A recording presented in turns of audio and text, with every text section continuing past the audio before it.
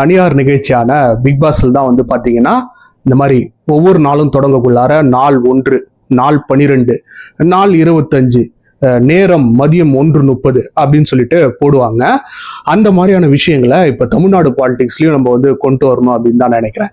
ஏன்னா இங்க வந்து பாத்தீங்கன்னா நாள் 5 அப்படின்னு கூட சொல்லக்கூடாது. கதறல் நாள் 5, கதறல் நாள் 12, கதறல் நாள் 16 அப்படின்னு சொல்லிட்டு இங்க வந்து அந்த மாதிரியான ஒரு செய்திகளை வந்து எல்லாரும் சொல்லணும் போல. அந்த அளவுக்கு தான் வந்து எதிர்கட்சிகள் சரி அவங்களுடைய கதறல்களை வந்து எப்ப இங்க முதல்வர் விஜய் ஆட்சி அமைந்ததோ அப்பத்துல இருந்து இன்னும் கதறிட்டே இருக்காங்க. குறிப்பா வந்து பாத்தீங்கன்னா டிஎம்கே தனக்கும் ட்விட்டர்ல வந்து போட்டுக்கிட்டே இருக்காங்க. இன்னைக்கு வந்து போட்டிருக்காரு, குதிரை வேகத்தில் நடக்கும் குதிரை பேரம் அப்படின்னு சொல்லிட்டு எம்.கே. ஸ்டாலின் அவர்கள் வந்து போட்டுருக்காரு. அது என்னன்னு சொல்லிட்டு நம்ம வந்து பார்க்க போறோம்.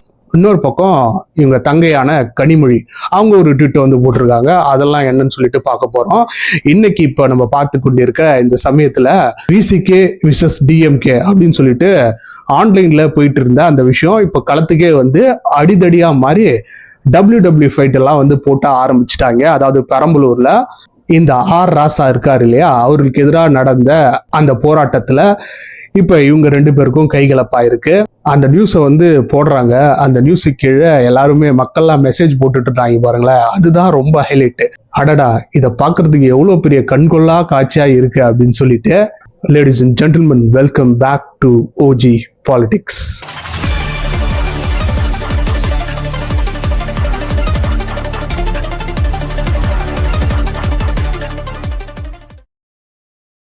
அதாவது டிஎம்கேவோட கூட்டணியில இருந்தவங்க தான் இந்த விசிகே. அவங்க வந்து இந்த மாதிரி டிவிகேக்கு பெரும்பான்மை கிடைக்கல அப்படின்னு பிறகு இந்த பக்கம் வந்து வந்துட்டாங்க. அதை டீசெண்டா வந்து டிஎம்கே கிட்ட கேட்டுதான் வந்து வந்தாங்க. அவங்க ஆதரவு கொடுத்து டிவிகேவும் ஆட்சி அமைஞ்சது.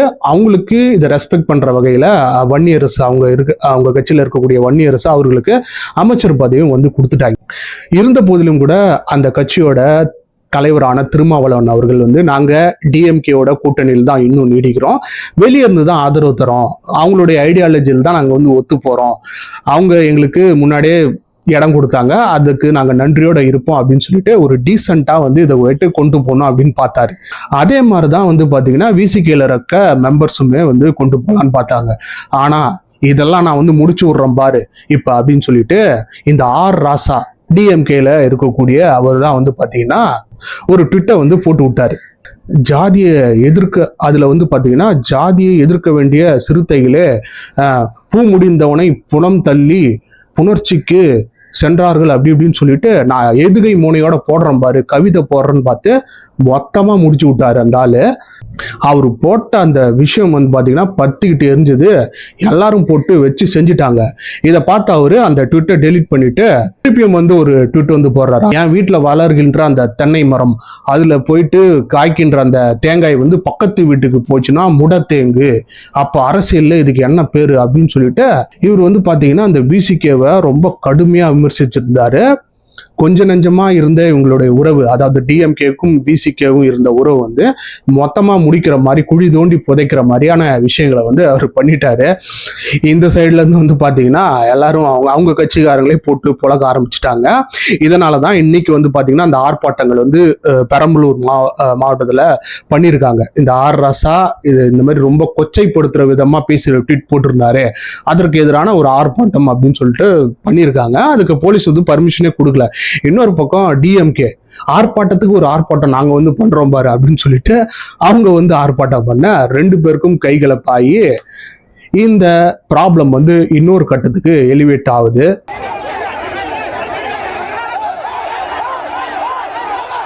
போற போக்க பார்த்தாக்கா ஏடிஎம்கேல மட்டும் கிடையாது, இந்த டிஎம்கேல இருக்க மெம்பர்ஸுமே இங்க டிவிகே பக்கம் வந்துருவாங்க போல. என்னை பொறுத்த வரைக்கும் ஒரு விஷயம்தான், இந்த விஷயத்துல காங்கிரஸை நம்ம உண்மையாலுமே பாராட்டே ஆகணும்.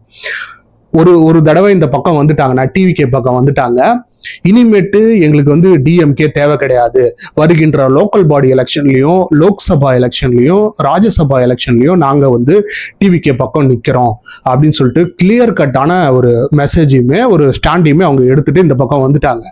இந்த விசிகேவும் அந்த மாதிரி வர்றதுதான் எனக்கு தெரிஞ்சு ரொம்ப நல்ல மாதிரியான ஒரு விஷயமா இருக்கும். ஏன்னா இந்த பிரச்சனை வந்து பாத்தீங்கன்னா இவங்க கூட இருந்துகிட்டு இந்த பக்கமும் இல்லாம அந்த பக்கமும் இல்லாம இப்போ சீமான் அண்ணன் சொன்னார் இல்லையா, ஒன்று ரோட்டுக்கு அந்த பக்கம் நில்லு, இந்த பக்கம் நில்லு, நடுவில் நின்னா லாரி அடிச்சு செத்து தான் போயிடுவா அப்படின்னு. அந்த மாதிரியான ஒரு விஷயம்தான் இங்க வந்து நாங்கள் வந்து ஆட்சி அமைக்கிறதுக்கு டிவிகேக்கு ஆதரவு தரோம், அங்கே நாங்கள் கொள்கை ரீதியாக வந்து டிஎம்கே கூட பயணிக்கிறோம் அப்படின்னு சொல்றது எந்த வகையிலும் இவங்களுக்கான அந்த ஒரு நிலையான பாலிடிக்ஸை வந்து தராது. ஏன்னா இவங்க கட்சியில் இருக்கக்கூடிய மெம்பர்ஸே வந்து பார்த்தீங்கன்னா இன்னைக்கு டிவிகேக்கு தான் ரொம்பவும் சப்போர்ட் பண்ணி பேசிக்கிட்டு இருக்காங்க. அவங்களுக்கு ஒரு அமைச்சரவையுமே தந்துட்டாங்க.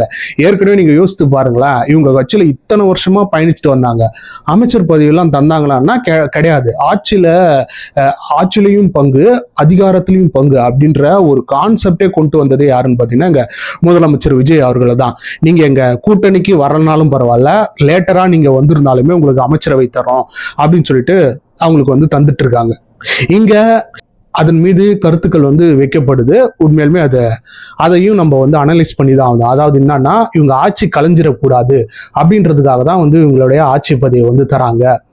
அதனால தான் காங்கிரஸுக்கு, விசிகேக்கு, ஐயுஎம்லுக்குலாம் தந்திருக்காங்க. இல்லைன்னா இவங்க ஏன் தர போறாங்க அப்படின்ற மாதிரி சொல்லியிருக்காங்க. நீங்களே யோசிச்சு பாருங்க, இன்னைக்கு இப்போ நம்ம பார்த்துக்கிட்டு இருக்க இந்த சமயத்திலே 4 பேர் ஏடிஎம்கேல அவங்களுடைய ராஜினாமா கடிதத்தை வந்து கொடுத்துட்டாங்க. இப்போ ஆதவ் அர்ஜுனா தலைமையின் கீழே அவங்க டிவிகேலையுமே இணைஞ்சிட்டாங்க. இப்போ இவங்கள கொஞ்ச நாளத்துக்கு இந்த ரீஎலெக்ஷன் வர வரைக்கும் பக்கத்திலே வச்சிருந்துட்டு அங்க ஏடிஎம்கேல பிரிஞ்ச எல்லாரையும் ரிசைன் பண்ண வச்சுட்டு இவங்க கட்சி சார்பில் நிற்க வச்சு, அதாவது டிவிகேயோட சின்னத்துல நிற்க வச்சு திரும்பி பெரும்பான்மை ஏற்றதுக்கு எவ்வளோ காலங்கள் வந்து ஆயிட போகுது. ஏன் இப்படி நம்ம சாதாரணமாக இருக்கக்கூடிய நம்மளே இந்த அளவுக்கு யோசிக்கக்குள்ளார அங்கே இருக்கக்கூடிய அந்த பொலிட்டிக்கல் ஜெயின்ஸ் எல்லாம் யோசிக்க மாட்டாங்களா? இருந்த போதிலும் கூட இந்த மாதிரி அவங்களுடைய இந்த ஒரு சப்போர்ட்டை மதிச்சு அவங்களுக்கு வந்து அமைச்சரவையில் இடம் தந்திருக்காங்க. ஏன் இப்போ டிஎம்கேலையும் வந்து தந்திருக்கலாமே, ஏடிஎம்கேலையுமே வந்து தந்திருக்கலாமே, ஏன் அவங்கெல்லாம் தரல? இந்த மாதிரியான சினாரியோ அங்கே ஏற்பட்டுருக்கும்ல, ஏன் தரல? அதனால தான் நான் சொல்கிறேன், விசிகே வந்து கண்டிப்பாக வந்து பாருங்க, அடுத்து நடக்கின்ற எலெக்ஷனில் கண்டிப்பாக வந்து டிவிகே கூட வந்து சேர்றதுக்கு அதிகபட்சமான வாய்ப்புகள் இருக்கு. அவங்க கட்சிக்காரங்களே வந்து சொல்றாங்க, இந்த மாதிரி இவங்களை மட்டம் தட்டி வச்சுட்டு எந்த அளவுக்கு இவங்க வந்து கொச்சியா நினைச்சிருக்காங்க பாருங்க. அதாவது ஒரு ராசா வந்து சொல்றாராம், பூ முடித்தவனை புறம் தள்ளி விட்டு புணர்ச்சிக்கு வேறிடம் செல்வது தவறில்லை அப்படின்னு. எவ்வளவு ஒரு மட்டமா இவங்களை பத்தி நினைச்சிருந்தாங்கன்னா, இவங்கெல்லாம் எப்பயுமே நம்ம கீழே தான் இருக்கணும், கீழே தான் வச்சிருக்கணும் அப்படின்னு இவங்க நினைச்சிருந்தாங்கன்னா இவங்களுடைய புத்தியில இந்த அளவுக்கு எண்ணம் வந்திருக்கும் பாருங்க அப்படின்னு சொல்லிட்டு வச்சு பொழந்துகிட்டு இருந்தாங்க. அதுதான் வந்து இன்னைக்கு வந்து அந்த ஃப்ளக்சுவேஷன் வெடிச்சு இன்னைக்கு இந்த ஃபைட்டாவே மாறி இருக்கு. இவங்க தான் சொல்றாங்களாம், பாருங்க 6 மாசத்துல வந்து அவங்க ஆட்சியே கலைஞ்சிரும், வெயிட் பண்ணுங்க, நம்ம ஆட்சி வந்துகிட்டு இருக்கு அப்படின்னு சொல்றாங்களாம். போற போக பார்த்தா அங்க இருக்கிறவங்களே பிச்சுக்கிட்டு இந்த பக்கம் வந்துருவாங்க போல. சினிமா கவர்ச்சியை முதலீடாக்கி மக்களை மயக்கி வாக்குகளை வாங்கி இருக்கிறாங்க. சரி, இப்ப நான் முன்ன சொன்ன மாதிரிதான் கதறல் நாள் 16 நேரம் மதியம் 1 மணி அப்படின்ற மாதிரி எம்கே ஸ்டாலின் அவர்கள் பார்த்தீங்கன்னா பயங்கரமான ஒரு ஆக்டிவ் பாலிடிக்ஸ்ல வந்து ஈடுபட்டுக்கிட்டு இருக்காரு. தினைக்கும் வந்து ஒரு ட்விட்டுகளை வந்து போட்டிருக்காரு. அந்த மாதிரி தான் வந்து நேற்று ஒரு ட்விட் வந்து சீன் பை சீனா அவர் போடுறாராம். அதை நான் ஸ்கிரீன்ல ஷேர் பண்றேன், அதில் பாருங்களேன்.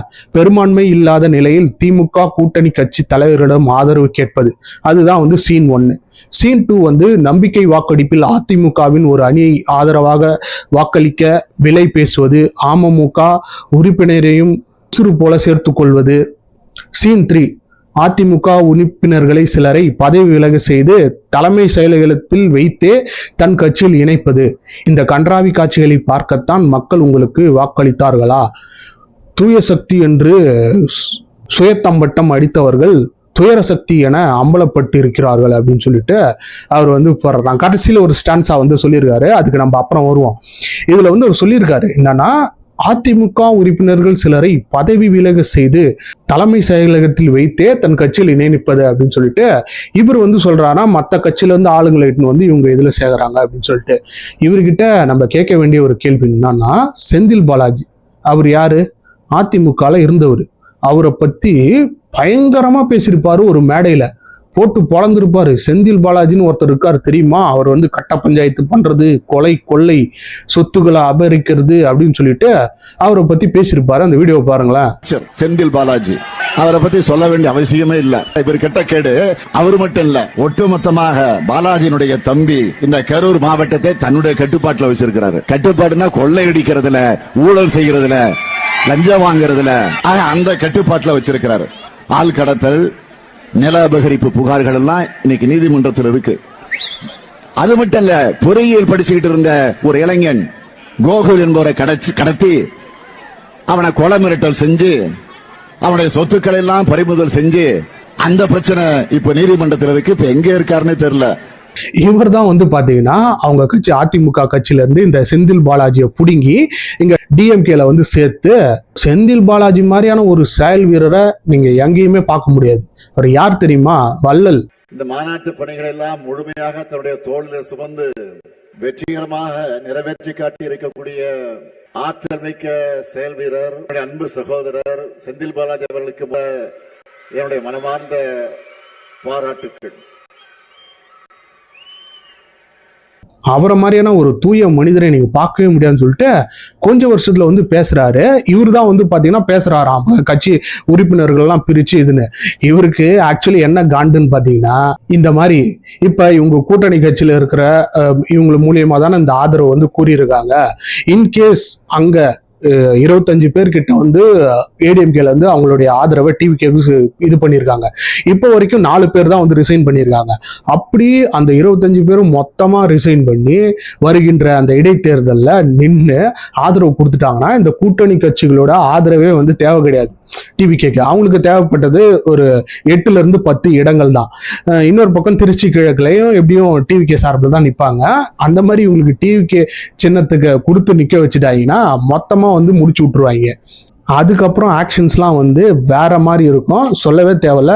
இந்த 15 நாள்ல இந்த அளவுக்கு வந்து பண்ண முடியும் அப்படின்னா நான் தில்லாவே சொல்லுவேன், நான் வந்து தைரியமாவே சொல்லுவேன், எந்த ஒரு ஒளிவு மறைவுலாம் சொல்லுவேன். நடந்த ஆட்சியில இது வரைக்கும் நடந்த, நேற்று சொன்னார் இல்லையா 50 வருஷம் ஆட்சியிலே போன தடவை நடந்த திமுக ஆட்சி தான் பெஸ்ட் அப்படின்னு சொன்னார் இல்லையா. இப்ப நான் சொல்றேன், நடந்த அந்த 60-70 வருட அந்த ஆட்சியிலே எந்த ஒரு ஆட்சியில ஃபர்ஸ்ட் 15 நாள்ல இந்த அளவுக்கு ஆக்ஷன் எடுத்திருக்காங்க அப்படின்னு சொல்லுங்க. இங்க புரிஞ்சுக்க முடியுது, இந்த மாதிரி கொலை நடக்குது, கொள்ளை நடக்குது, இன்னொரு பக்கம் இந்த கரண்ட் கட் அந்த மாதிரியான பிரச்சனைகள்லாம் வந்து நடக்குது. ஆனா ஆக்ஷன்ஸ் யார் வந்து இந்த அளவுக்கு எடுத்திருக்காங்க நீங்க சொல்லுங்க. இருக்கிறதுல இந்த அளவுக்கு ஃபர்ஸ்ட் 15 நாள்ல எடுத்த ஒரு கட்சி அப்படின்னா டிவிகே தான். அதை வந்து நம்ம நெஞ்ச நிமித்துக்கிட்டு தில்லாவே சொல்லலாம். இவரு இப்படி கேள்வி கேட்டுக்கிட்டு இந்த பம்மாத்து வேலையெல்லாம் காட்டுறதுக்கு பதிலா போன தடவை நடந்த அந்த ஆட்சியில இந்த குற்றங்கள்லாம் குறைக்கிறதுக்கு ஈடுபட்டு இருந்தாங்கன்னா மக்கள் இவங்களுக்கு திருப்பியுமே வாக்களிச்சிருப்பாங்களே. ஏன் இந்த மாதிரி தினைக்கும் உட்காந்துக்கிட்டு அழுதுகிட்டு இருக்கணும்? இவங்க ஆட்சியில நடந்த அந்த குற்றங்கள்லாம் கொஞ்சம் நான் அந்த ஸ்கிரீன்ல வந்து போடுறோம் பாருங்களேன். இயர் ஆன் இயர் நீங்க அந்த ஸ்கிரீன்ல பார்த்துருப்பீங்க. இயர் ஆன் இயர் வந்து 2021 2025 வரைக்கும் அந்த கிரைம் ரேட்ஸ், குறிப்பா உமனுக்கு எதிராக அந்த குற்றங்கள் வந்து இன்க்ரீஸ் ஆகிட்டே தான் இருந்தது, குறைஞ்ச பாடு கிடையாது. அதற்குண்டான ஆக்ஷனுமே எதுவுமே எடுத்தது கிடையாது. ஏன் இவங்க ஆட்சியில இருந்து போகக்கூடிய அந்த கடைசி நாட்கள் வரைக்குமே குற்றங்கள் நடந்தது. அப்படிதான் வந்து பாத்தீங்கன்னா நேத்து வந்து ஒரு வேர்டிக்ட் வந்து வந்துருந்தது. அந்த தூத்துக்குடி விளாத்திக்குளத்துல அந்த 12th மாணவிக்கு நடந்த அந்த ஒரு விஷயம். அதற்கு வந்து அந்த தர்ம முனீஸ்வரன் அப்படின்றவனுக்கு தூக்கு தண்டனையும், இரட்டை தூக்கு தண்டனையுமே வந்து வழங்கிட்டாங்க நீதிமன்றம். இதுக்கு தான் வந்து பாத்தீங்கன்னா இவருடைய தங்கச்சியான கனிமொழி வந்து அவங்க வந்து ஒரு ட்விட் வந்து போட்டிருக்காங்க. அந்த காமெடியை படிக்கிறதுக்கெல்லாம் நம்ம நேரம் கிடையாது, நான் ஸ்க்ரீன்லேயே ஷேர் பண்ணுறேன். அதில் அவங்க சொல்லியிருக்கிறது சிம்பிளான ஒரு விஷயம் என்னென்னா, துரிதமாக இந்த மாதிரி செயல்பட்டு இந்த மாதிரி நீதி வாங்கி கொடுத்த முன்னாள் முதலமைச்சரான எம்கே ஸ்டாலின் அவர்களுக்கு வந்து என்னுடைய பாராட்டுகளை வந்து தெரிவிச்சுக்கிறேன் அப்படின்னு சொல்லிட்டு போட்டுக்கிட்டு இருக்காங்க. என்னடா இது வரைக்கும் நம்ம வந்து பார்க்காத ஒரு புரியாத புதிரா இருக்கு. அதாவது இங்கே குற்றம் நடந்துச்சுன்னா அதுக்கு காரணம் யாருன்னு பார்த்தீங்கன்னா, இப்போ 15 நாளே ஆன அந்த டிவிகே அவங்களுடைய ஆட்சியும் முதலமைச்சர் விஜய் தான் வந்து காரணமா. ஆனால் அவங்க கீழே வந்த இந்த வேர்டிக்ட்க்கு யாரு காரணம்னு பார்த்தீங்கன்னா டிஎம்கேவா, முன்னாள் முதலமைச்சராக இருந்த எம்கே ஸ்டாலின் அவர்களாம். அடடா, இது ரொம்ப நல்லா இருக்கே கேட்கறதுக்கு. அப்ப இந்த மாதிரி இந்த நல்லாட்சி வந்து அடுத்த தடவை தொடர்ந்து ஒருவேளை சப்போஸ் நடக்காது, டிவிக்கு ஆட்சி போய் இவங்க ஆட்சியோ இல்லை பிறர் யாரோட ஆட்சி வந்தாலுமே, ஆஹா டிவிக்கு ஆட்சி தான் பாருங்க எந்த அளவுக்கு பயங்கரமா நடந்துகிட்டு இருக்கு, தளபதி விஜய் அவர்கள் பண்ணிட்டு போன விஷயங்கள் தான் இது அப்படின்னு சொல்லிட்டு நம்மளும் சொல்லலாமா? அந்த மாதிரி தான் இருக்கு இவங்க பண்ணிக்கின்ற இந்த காமெடி. அதாவது சொல்லுவாங்கல்ல, கேட்கறவன் கேனையா இருந்தா எலி ஏரோப்ளைன் ஓட்டுமா அப்படின்ற மாதிரி காமெடிகளை வந்து இங்க அள்ளி தெளிச்சுக்கிட்டு இருக்காங்க. ஆனா ஒண்ணு, இந்த மாதிரி உதயநிதி ஸ்டாலினோ இந்த கனிமொழி அவர்களோ MK ஸ்டாலின் அவங்களோ போன ஆட்சியில் இந்த மாதிரிலாம் பண்ணிட்டு இருந்தாங்களா? கண்டிப்பா கிடையாது. எப்பயோ மாசத்துக்கு ஒரு ட்விட்டு போட்டாலே ஒரு பெரிய விஷயம் அப்படின்னு தான் இருந்தது. இன்னைக்கு தினைக்கும் வந்து பாத்தீங்கன்னா ட்விட்டர்லயும் சோசியல் மீடியாலையும் உட்காந்து அழுதுகிட்டு இருக்காங்க. உண்மையாலுமே இதுக்காகவே வந்து பாத்தீங்கன்னா வருகின்ற எல்லா லோக்கல் பாடி எலெக்ஷன்லயும் சரி, இடைத்தேர்தலையும் டிவிகேக்கே வந்து மக்கள் வந்து ஓட்டு போடுவாங்க அப்படின்னு நான் நினைக்கிறேன். ஸோ இந்த மாதிரிலாம் வந்து போன ஆட்சியில் நடக்குமான்னு நீங்கள் யோசிச்சு பாருங்க. குற்றங்கள்லாம் நடந்து தான் இருந்தது, இப்போ நடக்கிற மாதிரியே கூட வச்சுக்கோங்களேன். ஆனால் அதற்குண்டான அந்த சொல்யூஷன் என்ன எடுத்தாங்க? அங்கே போயிட்டு மக்களை நேரடியாக சந்திச்சாங்களா? நேரடியாக போயிட்டு அவங்களை விசாரிச்சாங்கன்னா எத்தனை கேஸ் வந்து அந்த மாதிரி இது பண்ணியிருப்பாங்க? ஏதாவது ஒரு பெரிய விஷயம் மீடியா அட்டென்ஷன் தரக்கூடிய அந்த விஷயத்துக்கு தான் வந்து போயிருப்பாங்க. ஆனால் இன்னைக்கு இந்த ராசிபுரம் அப்படின்ற அந்த ஊரில் வால் கொலாப்ஸ் ஆகி அந்த ஒரு உமன் வந்து இறந்து போயிருக்காங்க. அவங்களுடைய ஃபேமிலியை போயிட்டு அந்த டிவிக்கு அமைச்சர் வந்து பார்க்குறாரு. இந்த சைடு எடுத்துக்கிட்டிங்கன்னா இந்த கட்ட பஞ்சாயத்து பண்றவங்க அப்படின்றவங்க எல்லா கட்சியிலையுமே இருப்பாங்க. அப்படிதான் வந்து ராணிப்பேட்டை மாவட்டத்தில் கனியம்பாடியில் ஒருத்தர் வந்து இந்த மாதிரி பணம் கேட்டாரு, மாமூல் கேட்டாரு அப்படின்னு சொல்லிட்டு பிரச்சனை எழுந்தது. இப்போ அவரை வந்து அந்த கட்சியிலேருந்து டிவிகேலேருந்து அடிப்படை இதுலேருந்தே வந்து நீக்கியிருக்காங்க. ஸோ இந்த இடத்துல குற்றங்கள் நடந்தாலுமே அதற்கு என்ன மாதிரியான ஆக்ஷன்ஸ் வந்து எடுக்கிறாங்க அப்படின்றதான் இந்த பப்ளிக் வந்து முக்கியமாக பார்ப்பாங்க. அப்படிதான் இந்த பப்ளிக் கிட்ட எல்லாரும் ஒப்பீனியனை கேட்டுட்டு இருக்குள்ளார அவங்களுக்கு உரிய டிவிக்கு ஆட்சிக்கு உரிய டைமிங்கை வந்து தரணும். இந்த அளவுக்கு இவங்க பண்ணியிருக்காங்களே 15 நாள்ல, அதுவே வந்து ரொம்ப பெரிய விஷயம். இதெல்லாம் முன்னா இருந்த ஆட்சியில யாருமே பண்ணல. இந்த நிலையில தான் நான் ஒரு கால்குலேஷனை வந்து இங்க சொல்ல விரும்புறேன். ஒரு வருஷத்துக்கு 365 நாள், அதை 5 வருஷத்துக்கு நம்ம கால்குலேட் பண்ணோம்னா 1825 நாள். இப்ப இந்த டிவிக்கு ஆட்சி நடந்திருக்கிறது ஒரு 15 நாள். அதை 100% நம்ம வச்சுக்கிட்டோம்னா இந்த 15 நாள் அப்படின்றது 1% கூட கிடையாது. ஆக்சுவலா சொல்ல போனோம்னா 0.82% தான் இது வரைக்கும் டிவிக்கு ஆட்சி நடந்துட்டு இருக்கு. அதுக்குள்ளே இவங்க வந்து பாத்தீங்கன்னா அழுகைகள் பண்ணிக்கிட்டு இருக்காங்க. இவங்களுக்கு ஒரு சோகமான விஷயம் என்னன்னு பாத்தீங்கன்னா, இன்னும் 99% ஆஃப் த ஆட்சி வந்து இருக்க போகுது. வருகின்ற காலங்கள்லயும் இவங்க வந்து அழற மாதிரி தான் இருக்கும். இப்போ உதயநிதி வந்து ட்விட்டுக்கு மேல ட்விட் வந்து போட்டுக்கிட்டு இருக்காரு. அதுல அவரு இந்த கால்குலேஷன்ஸ்லாம் நம்ம எப்படி ஒரு கால்குலேட் பண்றோமோ அவரும் அந்த மாதிரி ஒரு கால்குலேட் எல்லாம் பண்ணி போட்டிருக்காரு. கடந்த 15 நாள்ல 25 கொலைகள், 4 இரட்டை கொலைகள், 19 செக்ஷுவல் கிரைம்ஸ் அப்படி இப்படின்னு சொல்லிட்டு அவர் போட்டிருக்காரு. இதே மாதிரி போன ஆட்சியில் நடந்த அந்த கொலைகளை, அந்த விஷயங்களை அவர் எதிர்த்து பேசி அதற்குண்டான ஆக்ஷன்ஸை எடுத்திருந்தாருன்னா கண்டிப்பா அவரோட அப்பா வந்து கொளத்தூர் தொகுதியில் MLA வாச்சும் ஆயிருப்பாரு, தோக்காம இருந்திருப்பாரு. அதை விட்டுட்டு தான் இவர் வந்து பாத்தீங்கன்னா கால்குலேட் பண்ணி சொல்றாராம், சட்ட ஒழுங்கு வந்து எப்படி கெட்டு போயிருக்கு பாத்தீங்களா அப்படின்னு சொல்லிட்டு. இப்போ ஒரு ட்வீட் வந்து போட்டிருக்காரு, பயிர்க்கடன் தள்ளுபடி என்ற பெயரில் விவசாயிகளை ஏமாற்றி இருக்கிறது தாவைக்கா அரசு. தேர்தல் வாக்குறுதியின் போல இந்த மாதிரி சொன்னாங்க, 5 ஏக்கர் நிலம் வைத்திருப்பவர்கள் விவசாயிகளுக்கு முழுமையாக பயிர்க்கடன் தள்ளுபடி செய்யப்படும்.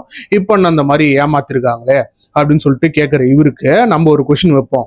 இவங்க ஆட்சியில சொன்னதுல ஒரு 50% ஆச்சும் நிறைவேற்றினாங்களா? இவங்க 2021 2025 நடந்த இவங்களோட ஆட்சியில நிறைவேற்றினாங்கன்னா கண்டிப்பா கிடையாது. ஒரு 20% கூட நிறைவேற்றிருக்க மாட்டாங்க. இவங்களும் சொன்னாங்க பயிர்க்கடன் இந்த மாதிரி தள்ளுபடி செய்யப்படும். குறிப்பா இவங்க சொன்ன வாக்குறுதியில மாணவர்களுடைய அந்த கல்வி கடன் அது வந்து ரத்து செய்யப்படும் அப்படின்னு சொன்னாங்க. அதை நம்பி எத்தனை பேர் திரும்ப ஓட்டு போட்டாங்க? ஆனா இவங்க பண்ணாங்களா? பண்ணவே இல்லை. ஸோ அவர் தான் வந்து பாத்தீங்கன்னா இப்போ வந்து இந்த டிவிக்கு அட்லீஸ்ட் இதையாச்சும் பண்ணியிருக்காங்களே, இனிமேட்டு நடக்கின்ற இந்த வருகின்ற ஆட்சியில கடன்லாம் தள்ளுபடி பண்ணிக்கிட்டே தான் வரப்போறாங்க. அப்போ வந்து இவருக்கு கோபம் வந்துடுச்சா, இவர் வந்து இந்த மாதிரி கேள்வி கேட்குறாங்களா? பாவம், இவங்க பண்ணுகின்ற இந்த கதறல்களுக்கும் காமெடிகளுக்கும் அளவே இல்லாம போயிடுச்சு.